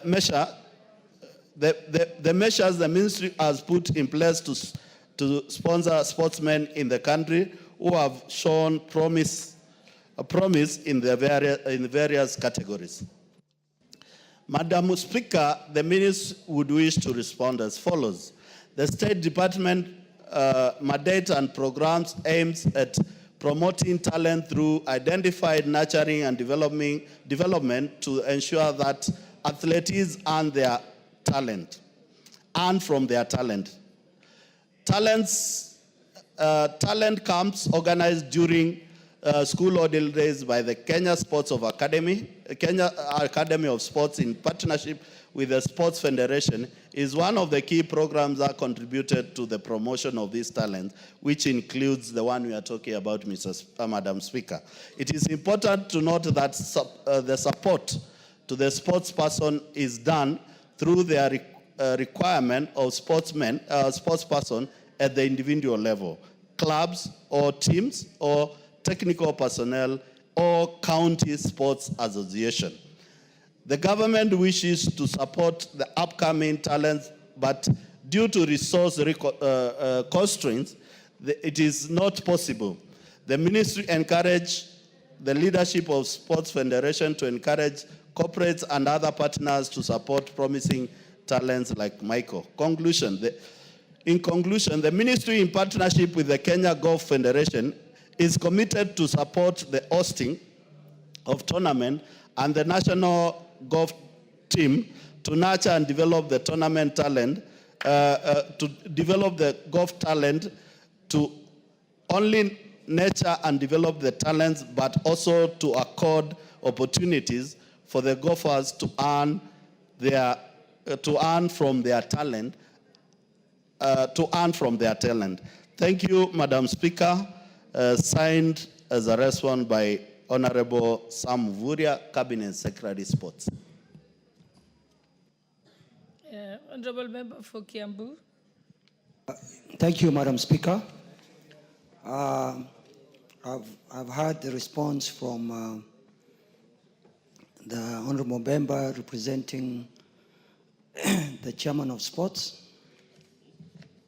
Now, according to Michael Karanga says that all the sponsorship or any benefit that he has gotten has been from well-wishers, and that the government has not helped him in any way. And if so, if the government claims to be sponsoring him in any way, if the government, or if we can get some vouchers or receipts to show the same, because he believes that he has been overlooked as a great talent in this country. Number two, Madam Speaker, Michael Karanga says that whenever he's going out, or him and his members of golf fraternity, they are welcomed by the Minister for Sports and given the national flag, and they go out of the country, and when they return, there is nobody to welcome them back and receive the flag. Madam Speaker, I recall about 2 weeks ago, we saw arguably one of the greatest 1,500 meters, Faith Kipyegon, and the lady who runs the 5,000 meters, Chebet, come back, and they were honored by the government by being given 5 million each. So Michael Karanga thinks that he has earned this kind of, he's a champion in this country. And he thinks that he should also be accorded benefits because he has greatly honored this country, Madam Speaker. So I'm not satisfied with the response that I've gotten from the chairperson of sports, and I would want a further review. I submit, Madam Speaker. I think because there seem to be a disconnect between what has been given as the response of the Minister for Sports and what the Member of Parliament representing the athlete has said, then maybe it's better that this goes back to the committee so that you can have an audience. The sportsman can have an audience with the committee in the presence of somebody from the Ministry of Sports so that you can resolve it. But I do know that it was in the order paper a few days ago where there is to be a policy, and I think Parliament, the House is deliberating that to ensure that there is a methodology or a criteria and various amounts to be given to athletes depending on their performance when they represent the country. So I think that can be a larger issue to be discussed for all types of sports persons, so that there is not that one type of sports is favored over over another. I know that there's also challenges of some being paid more than others, but if we deal sports person by sports person, we'll not be solving the global problem. We'll be dealing with it as a case-by-case basis. So I think we can get to conclusion with it that way. Honorable Irene Mayaka, I know we support the girls' rugby team together. Thank you, Honorable Speaker. And Honorable Speaker, not to preempt debate on the motion that you're talking about that is due to come for debate here on supporting of talent. But I just want to say the issue that the Honorable Member brings up and so many other involving our amateur sports person is something that we really need to take into consideration, because we do have the Talanta Academy, but also we need to know in terms of the policy that they already have, if they're also taking into consideration our amateur talents that we do have, and what and also just the specifics in terms of the kind of support that they get, so that we don't have sporadic situations and situations where one person is supported in this particular way, another one in a different way. We ought to have a proper structure of how we manage our amateur sports persons. Thank you. The representatives of the chairperson, Honorable Mule, just make sure that the chairperson actions that, so that you actually convene a committee meeting to look at it globally. Do you have anything else to comment or assurance? Thank you, Madam Speaker. As a committee, we are glad we are guided, and I want to the next meeting we invite the honourable member representing the sportsman. But I want to assure you, Madam Speaker, as a committee, we are aware of those disparities, and we are working with the ministry and the different departments and federation to make sure that at least this country, we get a clear, harmonized way of remunerating all our sportsmen, not only in golf, in athletes, in sport, in football, and all the other fields, Madam Speaker. And I want to give the honourable member the commitment. He better, once we engage with him, we'll definitely get a way forward, and also call the minister and the team to come and give proper guidance to Mr. Michael. I believe, Madam Speaker, with all due respect, this is one of our sportsmen we need to nurture and support so that he can reach the levels of Tiger Woods and the rest globally. Thank you, Madam Speaker. Thank you, honourable members. We can now go to the statement as requested by Honourable Amina Munyanzi, MP for Malindi. Is she here?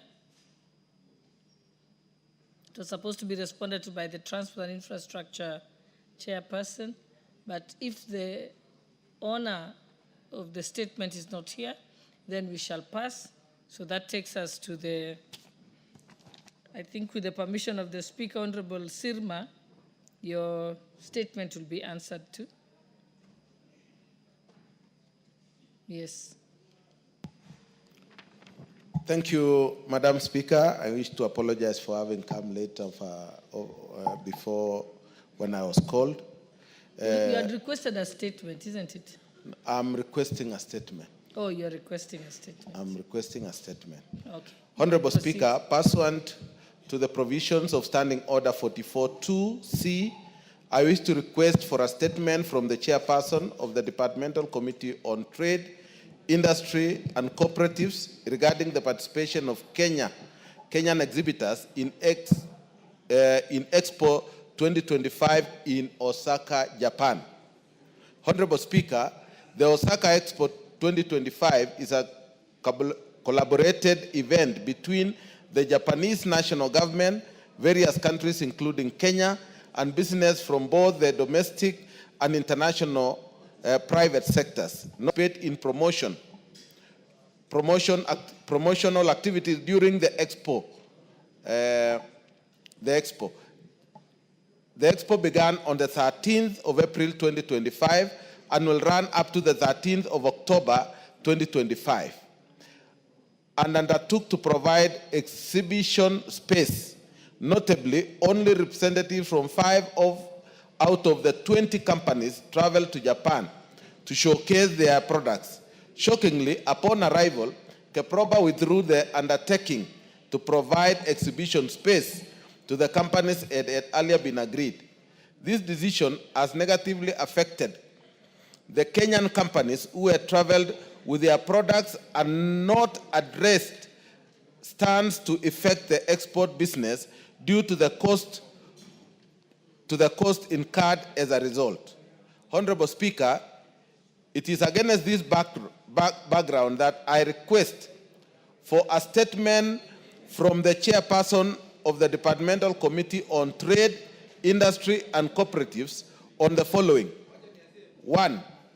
Reasons why the Kenya Export Promotion and Branding Agency rescinded its undertaking to provide exhibition space to Kenyan companies to showcase their products at the Osaka Expo 2025.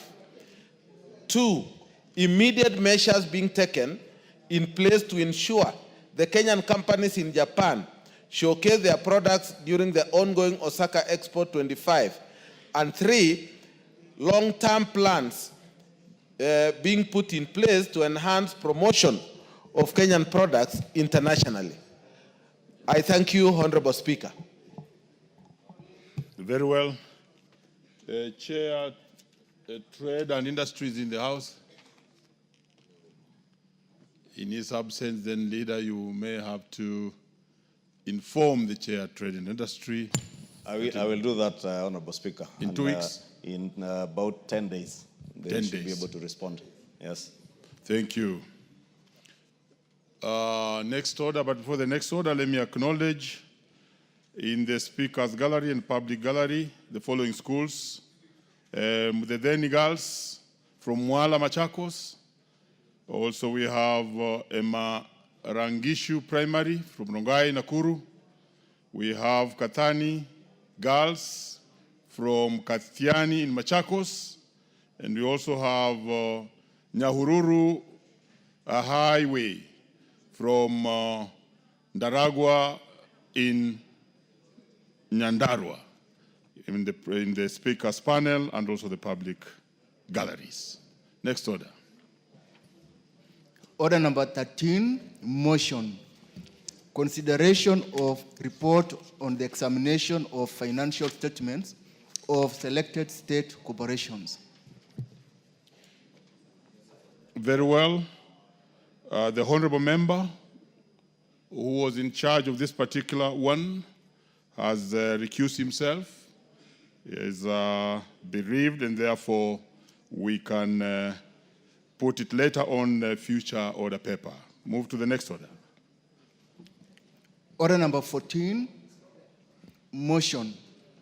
Consideration of second report on the status of implementation of the Constitution.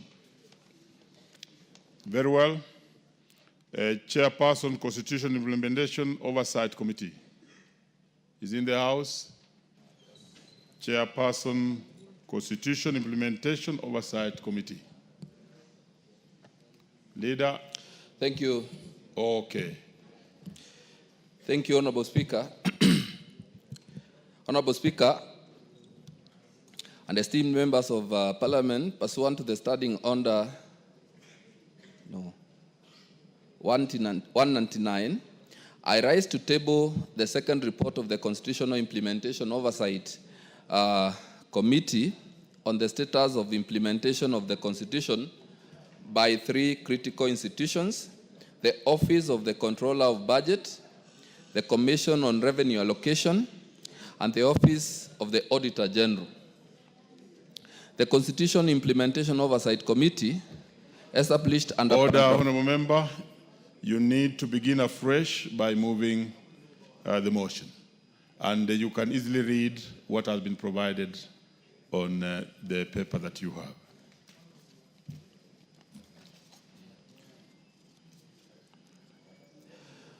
Honorable Speaker, I wish to move the following motion: that this House adopts the second report of the Constitutional Implementation Oversight Committee laid on the table of the House on the Tuesday, 24th June 2025 on the status of the implementation of the Constitution by 1. the Office of the Controller of Budget. 2, the Commission on Revenue Allocation. And 3, the Office of the Auditor General. Honorable Speaker, and the esteemed members of Parliament, pursuant to the Standing Order 199, I raised to table the second report of the Constitutional Implementation Oversight Committee on the status of the implementation of the Constitution by the 3 critical institutions, that is, the Office of the Controller of Budget, the Commission on Revenue Allocation, and the Office of the Auditor General. The Constitutional Implementation Oversight Committee, established under paragraph 4 of the 6th schedule of the Constitution, bears the solemn responsibility of overseeing the constitutional implementation. These reports represent our committee's assessment of how these vital institutions are discharging their constitutional mandates and the impediments they face. Honorable Speaker, our engagements have revealed a troubling paradox at the heart of Kenya's governance system. While we have established a world-class constitutional institutions with clear mandates to safeguard public resources and ensure accountability, we have systematically undermined their capacity to deliver on these mandates. The evidence before us paints a picture of institutions struggling to fulfill their constitutional roles, not due to lack of competence or commitment, but due to deliberate structural impediments that render them ineffective. The chronic underfunding of these institutions represents perhaps the most insidious threat to constitutional governance. When the Office of the Auditor General receives a merely 0.2% of the national budget, despite being tasked with auditing 100% of the public funds, we create a system designed for failure. This is not an oversight or budgetary constraint. It is a deliberate weakening of oversight mechanisms that should concern every Kenyan who believes in accountable governance. International best practices recommend at least 0.5% of national revenue for supreme audit institutions. Yet we consistently fall short of this standard while expecting these institutions to deliver miracles with inadequate resources. Equally concerning is the absence of enforcement mechanisms that reduce our oversight institutions to mere commentators rather than guardians of public resources. The Controller of Budget can raise objections to irregular expenditures. The Commission on Revenue Allocation can recommend fiscal responsibility measures, and the Auditor General can flag financial improprieties, but none of these institutions possess the legal authority to compel compliance. This creates a culture where recommendations are ignored, violations go unpunished, and public resources continue to be mismanaged with impunity. The systemic non-cooperation by regulated entities further compounds these challenges.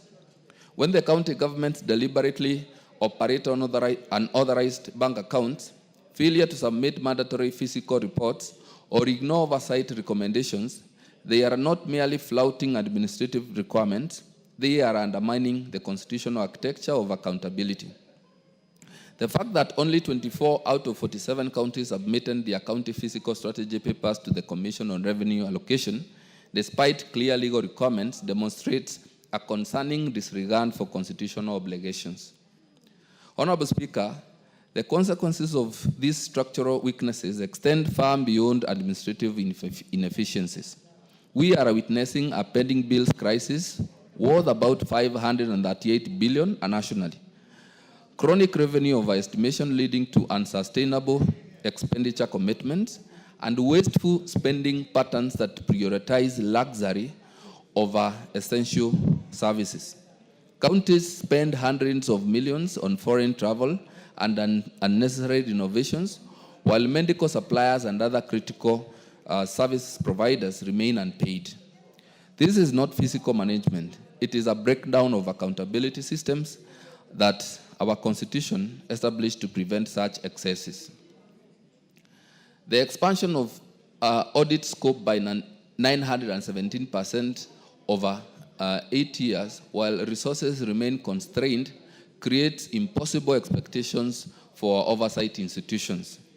We cannot expect the Office of the Auditor General to audit over 12,700 entities effectively, while operating with resources meant for a fraction of that mandate. Similarly, we cannot expect the Commission on Revenue Allocation to ensure equitable development across 47 counties, while lacking the authority to enforce fiscal responsibility measures. Perhaps most troubling is Parliament's own neglect of its oversight responsibilities. Despite receiving over 50 performance audit reports from the Auditor General, this House has debated only 2. We cannot demand accountability from other institutions while failing to fulfill our own constitutional mandate to review and act upon audit findings. Honorable Speaker, constitutional implementation requires more than good intentions. It demands structural reforms that empower oversight institutions to fulfill their mandates effectively. The committee's recommendations represent urgent legislative imperatives that this House cannot afford to ignore. We must amend the Controller of Budget Act to grant enforcement powers to remove artificial restrictions on economic reporting. The integration of payment systems between the Controller of Budget and the Central Bank of Kenya would create an end-to-end oversight from budget approval to actual budget expenditure, closing current loopholes that enable financial irregularities, bringing special funds and levies, including the housing levy that collects about 63 billion annually, under proper oversight mechanisms would eliminate the accountability gaps that undermine public confidence in fiscal management. We must also strengthen the Commission on Revenue Allocation Act to include meaningful penalties for non-compliance by the county governments. Constitutional obligations cannot remain optional. They must be enforceable with clear consequences for violations. Honorable Speaker, this House bears primary responsibility for the success or failure of constitutional implementation. Every budget cycle where we underfund oversight institutions while expecting them to safeguard public resources represents a failure of our constitutional duty. Every session where audit reports gather dust without debate undermines the accountability mechanisms that protect public resources. The choice before us is clear, Honorable Speaker. We can either strengthen our institutions through adequate funding and enhance legal authority, or we can continue the current trajectory towards weakened oversight and increased fiscal impunity. The cost of inaction is measured not only in misallocated resources, but in eroded public trust in constitutional governance itself. Honorable Speaker, the Constitutional Implementation Oversight Committee will continue its vigilant oversight of constitutional implementation. However, oversight without power to enforce accountability is mere performance theater. These institutions need Parliament's unwavering support through adequate funding, enhanced legal authority, and recognition of their critical role in safeguarding Kenya's democratic gains. The Constitution we sought to defend establishes clear principles of accountability, transparency, and responsible governance. These principles remain aspirational than operational when these institutions mandated to enforce this lack the resources and authority to do so effectively. Today, this House has an opportunity to transform constitutional promises into constitutional reality. Honorable Speaker, pursuant to the Standing Order 199, I lay this report on the table of the House and urge the honorable members to treat these recommendations with the constitutional urgency they deserve. The integrity of our democratic institutions, the trust of Kenyan people, depend on leadership this House demonstrates in strengthening constitutional implementation. So, Honorable Speaker, with all those comments, I wish to ask the Honorable Mulanya to second. Thank you, Honorable Speaker. Honorable Mulanya. Thank you, Honorable Speaker, for giving me the opportunity to second on this particular report. Honorable Speaker, as a member of the CIC committee, we indeed listened to submissions by the three commissions. And one of the things that came out very clear is the issue that there are serious legislative limitations that limit the performance of these particular commissions. And there are recommendations that our committee has given that we need to have amendments so that we give this commission teething power so that they can effectively oversight the performance of this of their functions. For instance, Mr. Speaker, we noted that there was a serious complaint from the Commission on Office of the Commission on Budget Allocation, OCOB. They indicated that they have challenges oversighting the expenditure by county governments. And these are the issue that we have been rising on the issue of pending bills. The county governments will present a request for withdrawal of public funds, but they don't apply to the end use as requested in the application.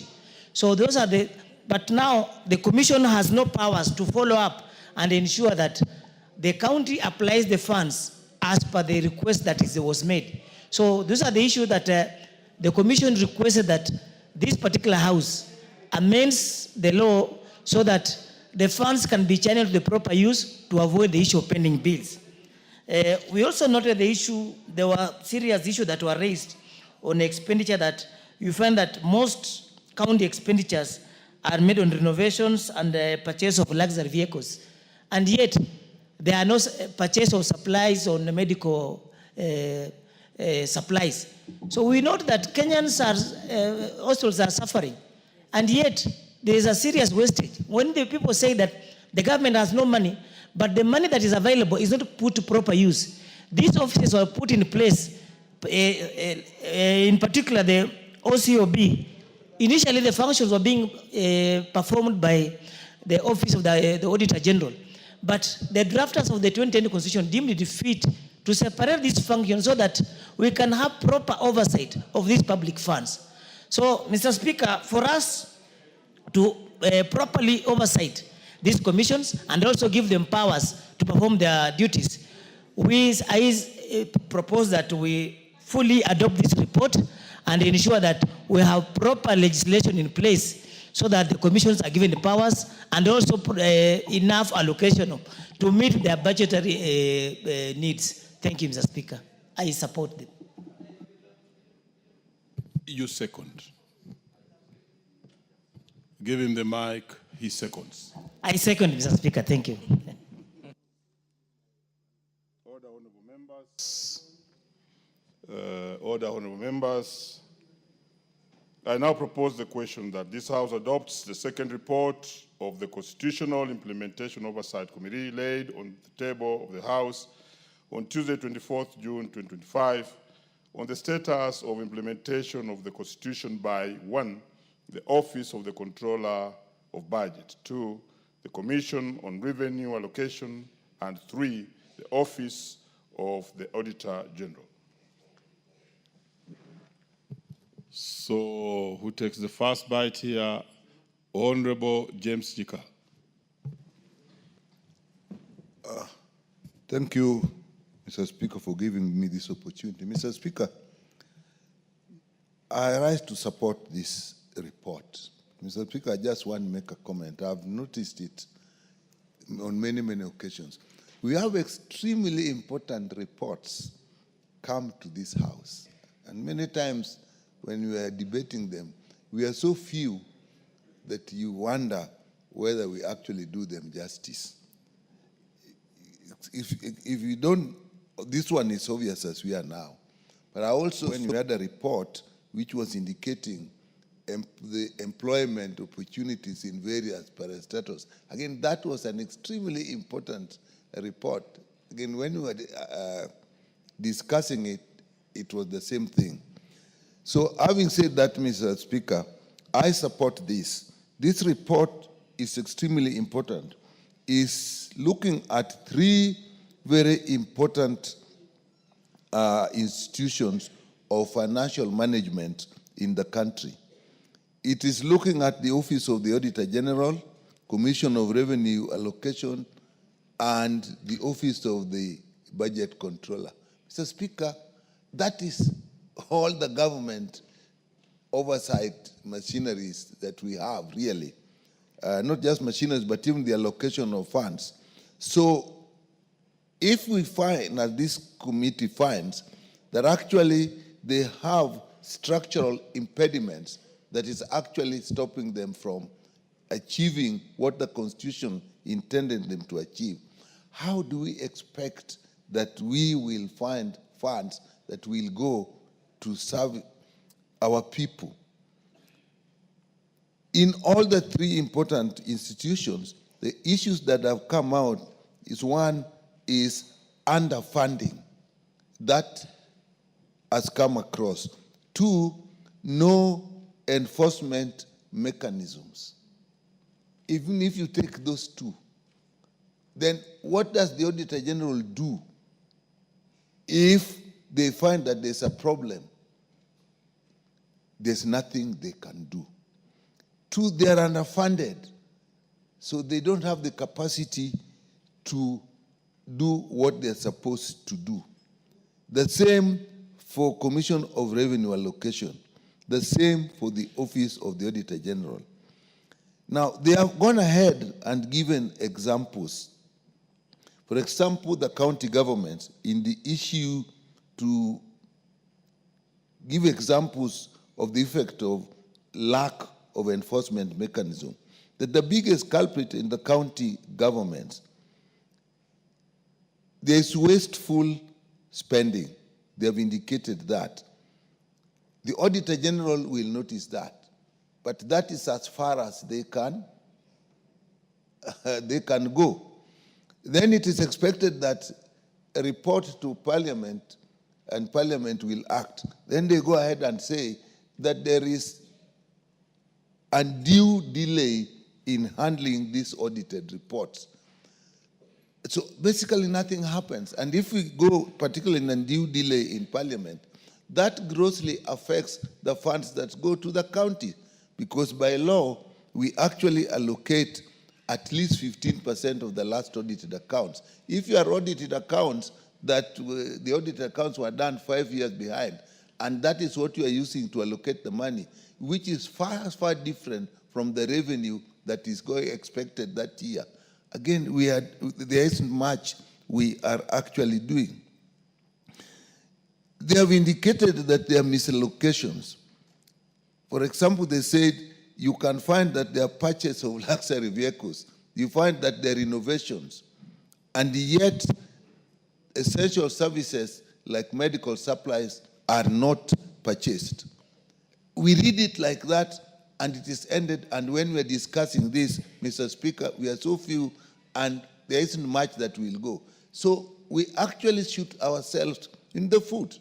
So, Mr. Speaker, I can see my time is up, but I think this report is so important, and I support this, and I will call upon the Committee on Implementation to actually take this report, look at what has been recommended, and actually make sure that some action is taken. I commend the chair for bringing this. Very well. Before we get to the next speaker, let me acknowledge in the presence of the speaker's gallery, Seke Nani Primary School from Narok West constituency, and county is Narok. Also, we have Turiri Primary School from Mara constituency, Tharaka Nithi County. We equally have Olki Lene Second School from Narok South constituency, Narok County. Indeed, Chematia, are you speaking on this?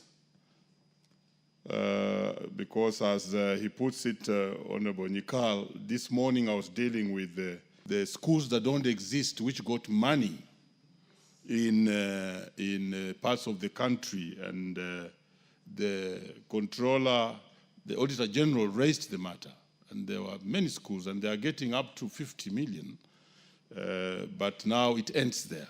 So are you speaking of this? Oh, very well.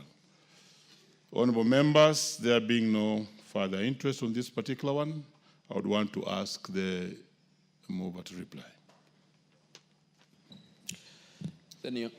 Thank you, Honorable Speaker, and thank you, Honorable members who have added their voices to this report. Honorable Speaker, the spirit of the 2010 Constitution was to ensure good governance in this country and prudent utilization of public resources.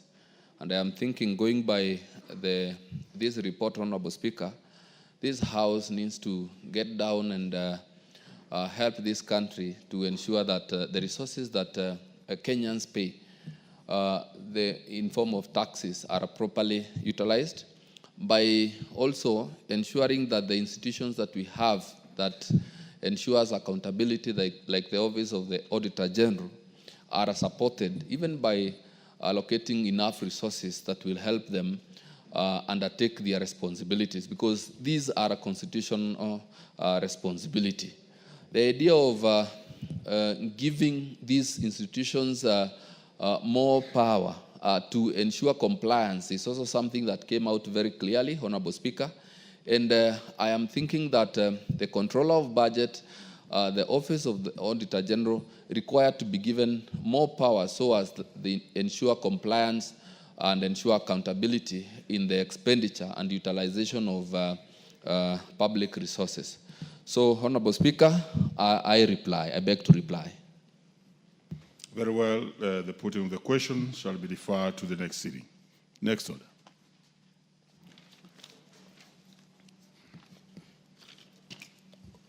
Order number 15, motion. Consideration of sixth report on the financial statements for the NGCDF accounts for 3 constituencies. The chairperson, Decentralized Funds Accounts Committee. I saw him in the House. You are very well.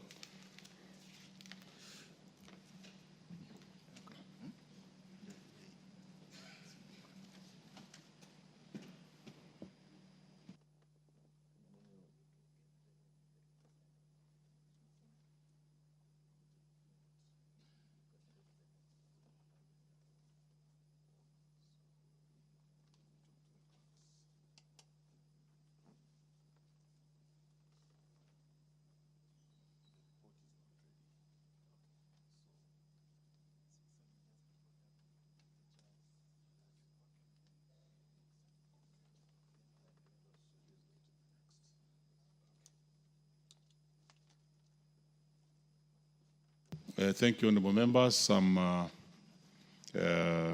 properly and reliably informed that the report on the same is not yet ready and it's not with the chair, and therefore the same shall be deferred to the next sitting. Honorable members, we may be up standing.